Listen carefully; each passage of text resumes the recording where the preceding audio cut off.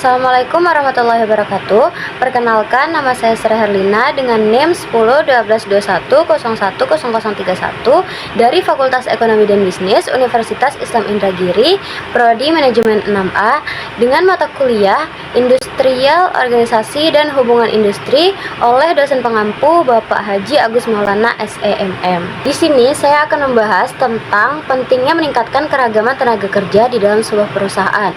Nah, ini itu adalah upaya untuk punya karyawan yang beragam dari berbagai latar belakang, bukan cuma satu tipe saja. Upaya yang pertama adalah memperluas perekrutan jaringan untuk memperluas kelompok pelamar. Kalau kita lagi nyari karyawan baru, jangan cuma mengandalkan cara yang itu-itu aja. Memperluas jaringan perekrutan itu artinya kita coba cara yang lebih banyak dan lebih bervariasi untuk nyari calon karyawan. Misalnya nih, dengan memasang lowongan di berbagai platform seperti Jobstreet, Instagram, TikTok, Facebook, dan lain sebagainya. Nah, kalau kita udah nyoba banyak cara, otomatis kelompok pelamar atau jumlah orang yang melamar lebih banyak dan juga lebih beragam. Kenapa penting banget nih buat memperluas jaringan ini? Nah, yang pertama itu adalah kita punya banyak pilihan.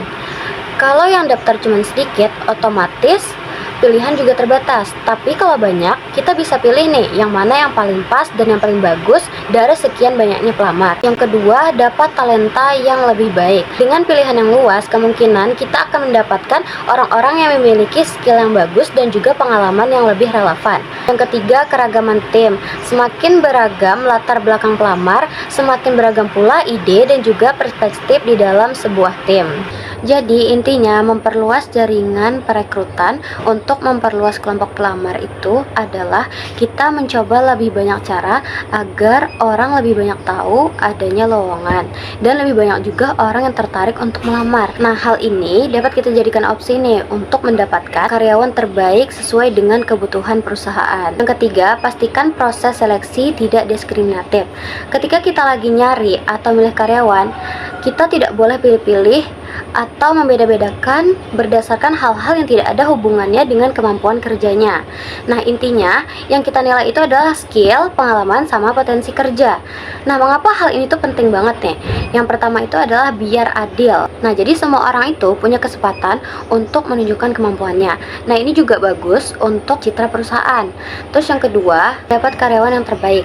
Kalau misalnya kita bersikap diskriminatif, maka kita akan kehilangan calon karyawan yang memiliki skill bagus gitu, cuma karena kita memiliki pandangan yang salah atau berprasangka. Padahal kan mungkin saja orang tersebut adalah orang yang lagi kita butuhkan gitu. Biar proses seleksi tidak diskriminatif, caranya adalah yang pertama itu adalah buat kriteria yang jelas. Nah, jadi kita buat nih kriteria yang jelas untuk posisi yang sedang dibuka gitu. Nah, yang dinilai itu adalah skill, pengalaman, serta pendidikan yang relevan. Terus yang kedua, itu kita latih tim rekrutmen. Nah, jadi kita beritahu mereka untuk fokus terhadap kompetensi para pelamar dan juga harus objektif. Yang ketiga, samakan pertanyaan. Nah, usahakan pertanyaannya itu sama atau standar untuk semua pelamar pada posisi yang sama. Nah, jadi komitmen untuk menilai seseorang itu berdasarkan kemampuan untuk mendapatkan pekerjaan, bukan karena siapa dia atau hal-hal lain yang tidak ada kaitannya dengan pekerjaan. Fokusnya cuma satu, siapa yang paling bagus dan yang paling pas untuk posisi yang sedang dibutuhkan pada perusahaan tersebut. Yang ketiga, membantu karyawan dalam berasimilasi dengan budaya perusahaan. Kalau ada karyawan baru masuk, kita itu harus bantu dia agar cepat nyambung dan betah dengan gaya hidup atau kebiasaan di dalam perusahaan. Jadi berasimilasi itu seperti proses menyatu dengan lingkungan baru. Nah, berasimilasi ini penting banget buat karyawan baru agar cepat nyaman, bisa fokus kerja, serta jadi produktif. Terus juga dapat mengurangi rasa sungkan ketika interaksi dan dapat membangun tim yang solid. Yang keempat, lakukan orientasi dan lokakarya khusus untuk karyawan baru. Ini adalah salah satu cara perusahaan untuk membekali dan mengarahkan karyawan baru agar tidak kebingungan dan bisa siap langsung bekerja. Ini bukan hanya soal gaji atau jam kerja aja, tapi lebih daripada itu. Orientasi itu ibarat panduan lengkap awal untuk si karyawan baru.